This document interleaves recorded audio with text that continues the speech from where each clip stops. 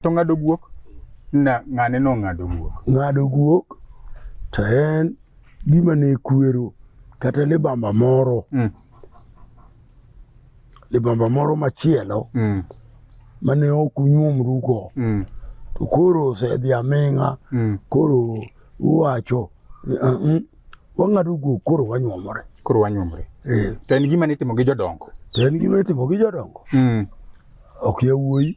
E gima ne samoro notimore kind jokarachuonyo gi jokonyango rabal. Dong gin joka ng'ato. Mane gima notimore e kind rachuonyo gi jokonyango rabala. Jokonyango rabala gin jondhiwa, jo Karungu Mwalo. Onyango rabala. Onyango rabala gin joka chwanya. Joka chwanya. To chwanya guru jok. To rachuonyo be guru jok. Koro miyo ne koro ginyuomre chon. To kogik ruoth moro ni Paul Inda maja Karungu to gi Paul Mbuya maja Karachuonyo. Wuod Paul Inda nokawo wuod nyar Paul Mbuya. Kanye ma wach nochakore. Koro mane kama ne ging'ade guok? Ong'ad guok. Koro gonyo koro Jokarungu nyalo nyuom Karachuonyo ka Jokarachuonyo be nyadhi kocha. Nyalo dhi kocha. To koro wachno paro na wach mar Jokarachuonyo gi jo Kasipul malo ka. Be oyiene gi nyuomore? Iwinja. Miwacho no ok nyal timore. Kasipul urachuonyo monyuolo. Rachuonyo Sipul ne mokwongo nyuolo gi chiege manokawo manyasugogo manokawo kuom chien.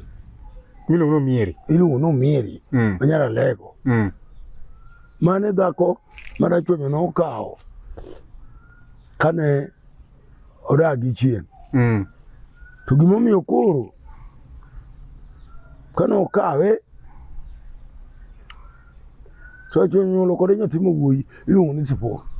To yawuot chien nodagi.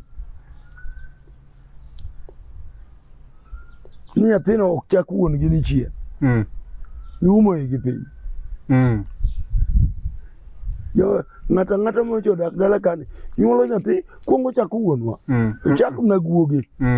To guogno ne rachuonyo ne ni guok marapul manodhi go dwar. Manonego go lee. Rachuonyo guda wando madhako. Ne jaganga kodhi gi guoge marapulno okelo ring'o ne chien. Chiemo romo pacho. Koro chien noluwo noyo ka nindo. To jaoda ni mwana madako ni emokawe.